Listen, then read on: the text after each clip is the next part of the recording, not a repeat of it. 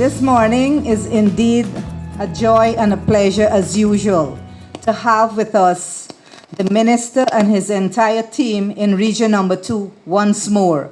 As you know, as a caring government, we always look out for our people. And this morning is no different, where, as you know, since we took office in 2020, the Ministry of Housing has been visiting our region and listening to concerns and trying to resolve issues.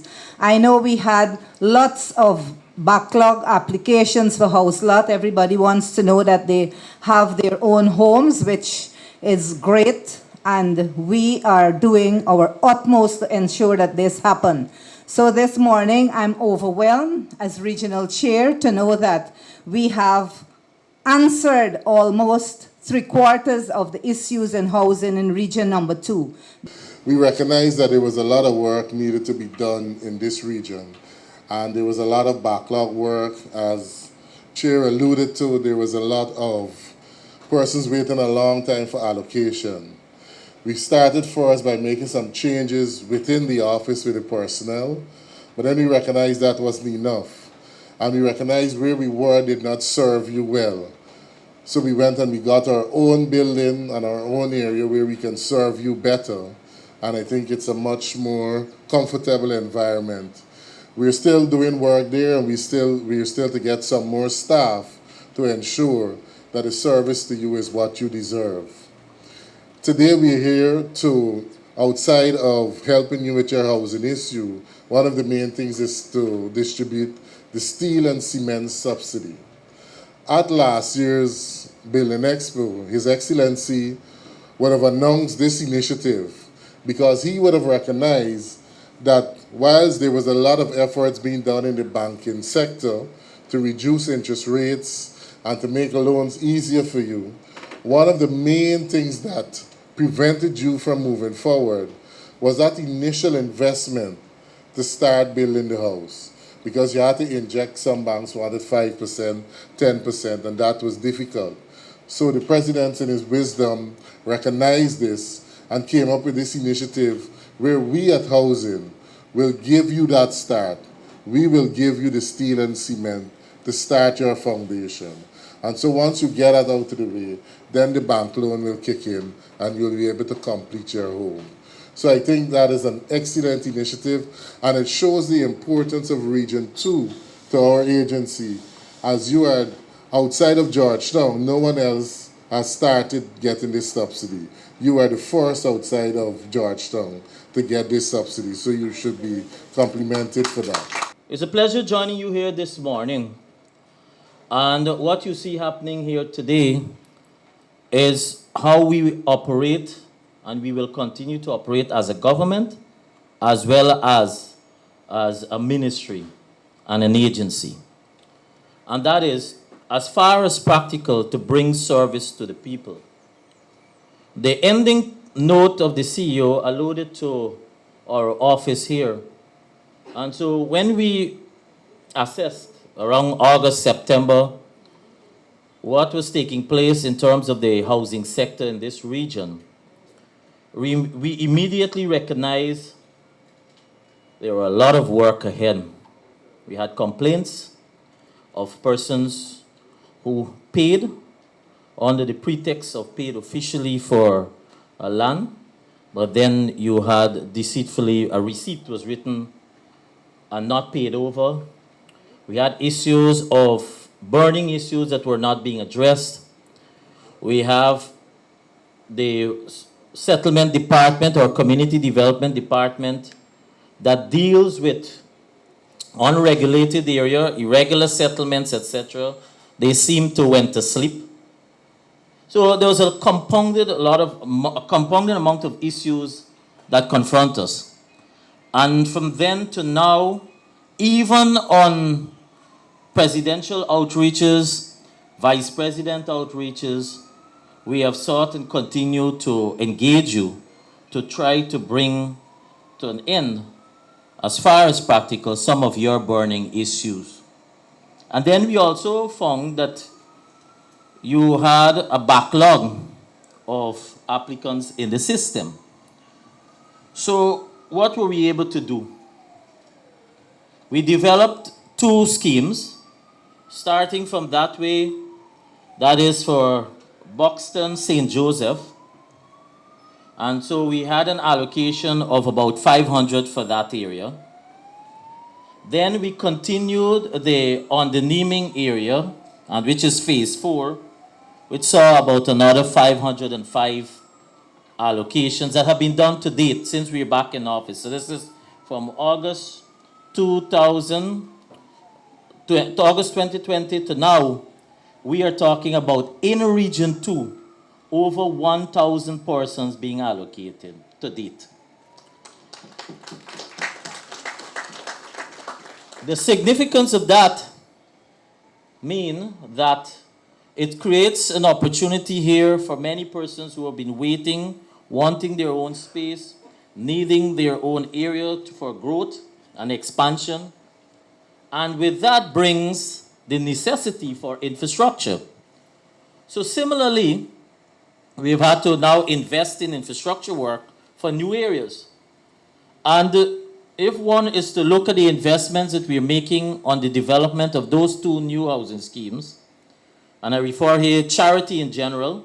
So we have ongoing works for which I must inform all persons who have been allocated in the charity area. Within another 2 months maximum, we will start showing persons their lots there.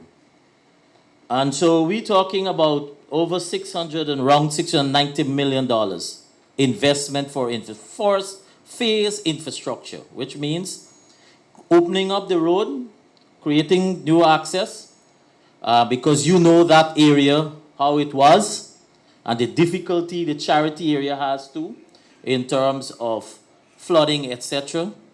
And as part of government's D&I program, through the Ministry of Agriculture, a new pump before the month is finished is going to be placed to help with drainage at that end of charity. And then on the Neming phase 4, we have ongoing works to about $408 million. When you take that, likewise, let me address charity too. One of the burning issue at charity, and I'll use was, still have 1 or 2, but I'll still use past tense, was basically the squatting. And the community development department went into that area, been addressing persons in that area, and it's not easy when you have to regularize or when you've taken a decision to regularize an area. Because with it comes the decision of having to relocate persons who may fall within, when you do the designs for road access or any other emergency access for drainage, etc. And similarly, we had a number of persons who occupied lands that belonged to other people. So it was a tedious exercise, but we have come to that point where already you have a number of persons last year, by the end of last year, were able to receive their certificate of title for that charity area.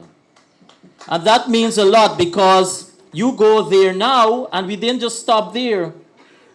If you go in charity now, you see there are road works ongoing as a result of His Excellency visit and immediate commitment. We have ongoing road works to about $160 million. So this is just the initial road works, concrete roads being built in the charity squatting area. So in all, when you take the ongoing works in the 2 areas that I identify for new development and the charity squatting area, this region, within the last 2 years or maybe a year and a half, has seen investment under the Ministry of Housing through Central Housing and Planning Authority over $1.3 billion for first phase infrastructure works. That means a lot because we have a number of persons who are waiting who will very shortly be able to access their land to start building. And these are areas that we own, so we don't have issues about ownership processing their ownership document. Likewise, you had by the last quarter of last year a commitment by His Excellency of addressing a number of community roads. Again, we had a backlog as a government because, as I said, little was being done or not at all for the communities. So a lot of roads across the country, and especially we are targeting the coastline, we came up with a tripartite arrangement that saw collaboration between the Ministry of Housing and Water, represented through CHPA, Ministry of Public Works, as well as Ministry of Local Government and Regional Development. And with the engineering staff, from the length and breadth, well, starting with Region 2 at Charity and going all the way to 6 at Molson Creek for Region 6, mapped out a number of roads as priority that needed to be done. But of course, everybody wanted the road to be done at the same time. And we came up in the first phase over 1,100 community roads that were awarded by the end of last year. So this region, Region 2, as I speak, you have over 122 community roads costing over $512 million being invested for all the communities. Whether you're talking about Aberdeen to Zorgenblight, Annandale to Riverstown, Charity to Urusara, Evergreen to Paradise, Good Hope to Pomona, right here in the municipality, 122 roads being done to asphaltic concrete as well as concrete in some cases. And so communities can expect continued intervention. So it's not only about the physical infrastructure, but it's also about dealing with your issues. And that is why we are here today. Because you'll recognize housing issues, they will never finish, right? There are always some sort of issue. And Region 2 has its fair share. Which brings me, I cannot speak without just updating you on Lima Sands too, because this is an issue that we met, and I think there's a delegation here to meet us today. But Lima Sands, while your issue has been an old one, I can stand here and be assured that very shortly, within a month, we will be able to continue, because there were some titles that were processed initially. We will be able to continue the processing and complete all of the others who have not received their titles. We have been able to work out with Lands and Survey to come up with a formula as to how we will address it. And likewise, it means the plan, current plan, has to be amended. And dealing with land matters is not an easy matter. It's not an easy way as some people think, as some people would want to suggest. They have to do back plans. You have to deal with occupational survey. We have a community development department that has visited every lot. So I know you'll come and tell me you see vacant lot there and you think you want an allocation in Lima Sands. Let me put you in your tracks. There's no unallocated lot in Lima Sands. None. But we're addressing where you have some vacant lots that are owned by persons, and then you have some persons who have occupied lots that don't belong to them. And so I want to assure you, before this next quarter, we will be complete in terms of all outstanding matters for Lima Sands. Because where we are right now is that we are preparing the block plans, and then they'll have that block certificate be prepared and lodged at the registry, and we'll move to the final phase of processing ownership. The other update I want to use for you today is what the CEO mentioned of another reason why we're here. His Excellency, on July 22nd last year, at the launching of the Building Expo, at the return of the Building Expo, and may I make this opportunity to inform the nation that the 2023 Building Expo will be held in August. And we'll launch, in the few coming weeks, we'll launch that 2023 Building Expo plans and programs. But at that 2022, His Excellency announced a program of support. And you'll understand as a government what we've been trying to do is, as more resources become available to our country and to our nation, it will be passed on to the citizens of this country, to the people of Guyana. And so the intervention that you see here today will see the first 52 beneficiaries from the subsidy program, and I'm referring here from the subsidy of the steel and cement, with 26 are falling under the category of under $6 million. And of course, if I say 26 and it's 52, that will tell you the additional 26 is over $6 million. Today, ladies and gentlemen, this initiative by your president and by your government as a support to help our citizens to fast track and cushion their infrastructure cost, help you with your foundation, cement and steel, will see the injection of $15 million on the first 52 beneficiaries for region number 2. And as we said, we started region 4, we come to region 2, and we're continuing with the other region. So by the time we're finished in March, it is expected we will have close to 500 beneficiaries across the coastline region that will benefit from this program. And so we want to urge you too, because I know when you'll ask me of access for your new housing area. So let me make this point. When you have access for that area and we hand over that lot, you too will be able to benefit from this program.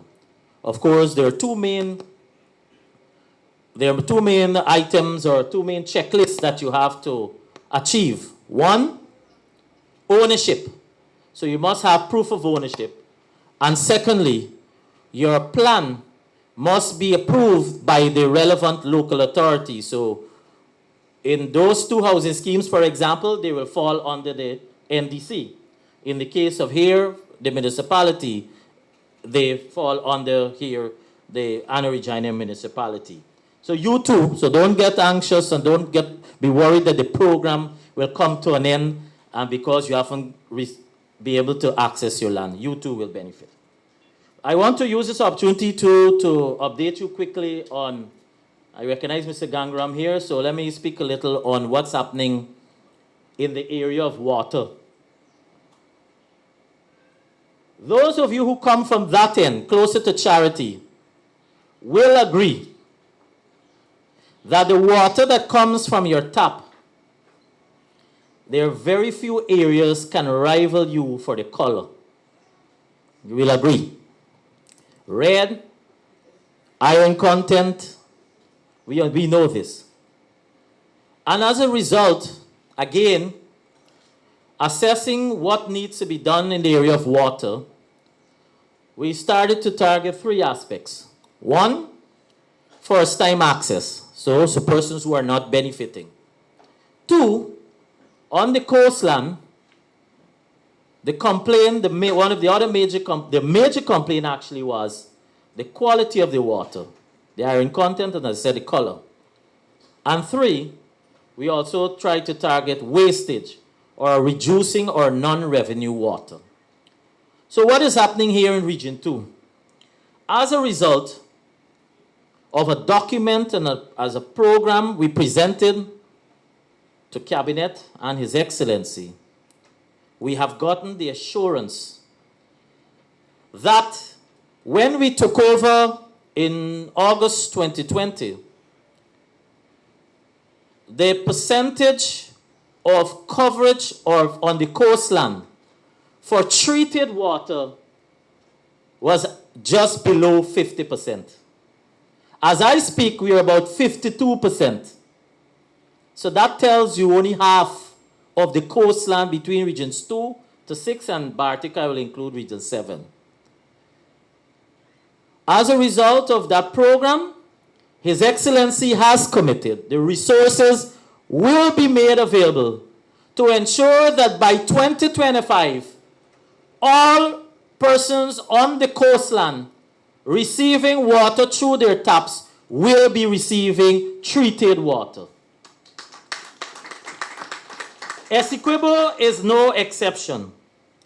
As I speak, so for example, we are investing in 2 treatment plants for Region 2.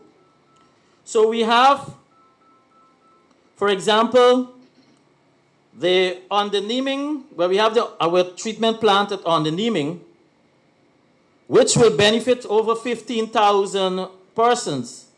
And that is between Taymont Manor to Supinam. That construction for that water treatment plant will commence by the end of this month. And then we have at Maria's Delight, we're expected to have another water treatment plant that will serve between Walton Hall to Charity. So we're coming to you. The investment on those 2 treatment plants will see in Region 2 an injection of $5.4 billion to ensure that the residents and the villagers of Region 2 get treated water. Let me repeat that. $5.4 billion. So you will understand that you have a government that knows and is responding, and a president, obviously, who more than ever, when he meets you, engages you, goes back or even immediately, gives his commitment, and we are delivering on the commitments that are being made. For those who come from the Pomeroon and so forth, we did announce, I think it was in Pomeroon maybe a couple of weeks ago, this year we are starting with a number of wells, and there are 2 out here, so the Lima Sands area, not Lima Sands, Kopoi Lake, and one other area on this way will get a well this year.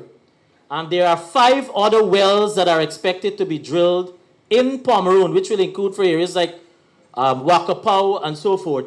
5 wells. We have invested in a new rig. And here again, this is another commitment that was made by your president that we are achieving, or we are meeting the target. And as a result, when the president had the outreach here in Region 2, the delegation from Pomeroon came. And when he was addressing the flooding, one of the challenges that you mentioned, because as a result of those flooding, was access to potable water. Because majority of the Pomeroon access from the river or rainwater harvesting. So we have invested in a new rig that will not leave Region 2 this year. Could be rest assured. That rig is arriving into the country sometime within the next 2 weeks, and it will be sent immediately to Region 2 to start the wells, those new wells for the Pomeroon. But we'll make one change to the program that I had announced. I had announced that I'll start at Wakapau, because we have an arrangement where when you buy these new equipment, you have to have the technical staff, so they have to transfer the knowledge to the locals. So we will start with, which will not take longer than 3 weeks, we will start with the well at Kapoi, and then move on to the Pomeroon. And the other area that I was forgetting from out here in Region 2 was Bethany. Bethany will be getting a new well this year. So a lot can be looked forward to investment for delivery of a better quality of life. And I'm not even going into the other programs that you have here. When you talk about quality, just go right up the road. You have a new hospital that is under construction. When you talk about job opportunities, you have 2 new buildings that are going up that will create employment in the area of telemarketing. And so you have in Region 2, by investments with respect to construction, so there's huge opportunities. All those community roads, the workers are from Region 2. The contractors are by and large from Region 2. In fact, Region 2 has, I think, outside of Region 4, has one of the largest pool of contractors, because as I travel across the country and I see some of the contractors, they're actually from Region 2. And so, having said that, young people especially, we want to see a decrease in the request by many of you to resettle into Region 4. So I'll give you another example. On the minister's desk, and I'm sure the CEO too, we have a lot of persons who have been writing us seeking transfer for their allocation to Region 4. Why? For one reason or the other. But your government is creating opportunities here, and likewise we want you to stay, work, and develop your region. And this region can do no better than keep moving upwards. And that is why even the investors are seeing this. That is why last week you had the South turning for another hotel. Because when you come on weekends here, you just can't get rooms. Many of those very persons who live in Georgetown now, they come back home on the weekends. A lot of persons who are from further part of the country come to enjoy your lovely lake. And so in the area of tourism and ecotourism, there are a lot of opportunities that are available as part of your development. And who benefits? The people of Region 2. Whether it's the transportation, whether it's the food sector, whether it's the hospitality, all benefits. So thank you for, I'll close here because I see a signal to my side. So let me wrap up. I'll close here by saying thank you very much for responding. We are not leaving.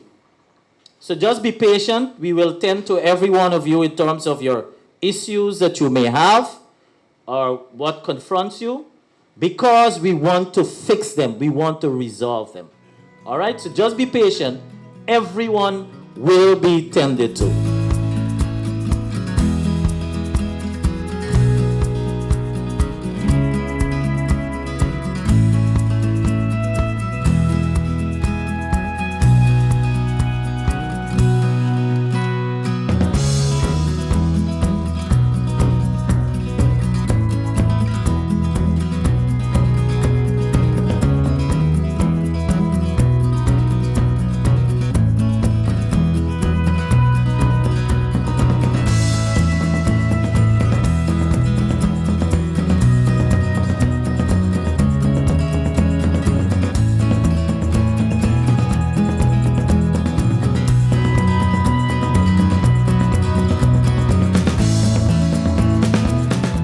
President, good morning. My name is Mahabir Singh. I'm from Platinum 50 Anamanian, Sampit, Phase 3, Region 2. I really want to thank the President and the Minister in Housing and Water for this grant. That they received, going to help me, benefit me and my family, to help me to start my foundation. Without this grant, I couldn't start my foundation. And the next step from here now, I'm going to the bank for approval loan for the workmanship to start the foundation. This is going to benefit me and my family. So thank you so much for this grant that the government shared out. God will continue to bless the President and the government and all the ministers doing the good work. My name is Mr. Devi Ishwardar. Yes, I live in Karen, Old Road, and my sister house at the bank I live. And me come from Venezuela for 4 years now. Me come back. So the hardest of Venezuela, me come back. So me happy today to get this voucher. Me so thanks the government and the whole team that me glad that me get this voucher. Me so happy and me thanks very much. Thank God. And today my birthday. I'm glad today me 71 birthday, and me very happy. My name is Leon Arjun. I'm from Labayans, Lima Sons, Lot 25 Lima Sons. And I would like to thank the government for my voucher today that I received from them. And I want to say many thanks for the good works that they is doing. And I would like to congratulate them that this voucher is for my foundation, and I will start my foundation off of this voucher here, and I will like to go to the bank, take a loan, and continue my structure. I have my wife with 3 children. And I want to thank the government for this good works that they're doing, and God bless them to continue doing more good works for us. My name is Kedu Singh. I'm living at Lot 54, La Belle Alliance. I'm a father of 4 children, and today I feel very happy that I received this steel and cement voucher, and this will go a long way for me. I really feel happy about it. Monday itself I'm going to cash it, and by Wednesday I will start building, and that's very important for the start. And I intend to go in the bank and take a little loan to complete the rest. But for the time, this is very important. So I will make a start with it. Hi, I'm Selena Odette. I'm age 28. I am from Lot 54 Study Housing Scheme, and I am a mother of 1. Now I am pleased and I'm loving this initiative since it's assisting me a lot with my building construction, and I would like to thank the government. My name is Cindy Van Dyke. I'm a mother of 3. I'm living with my mom. I take advantage today to apply for this house lot because of my children. My dream is to get a home because of my 3 kids.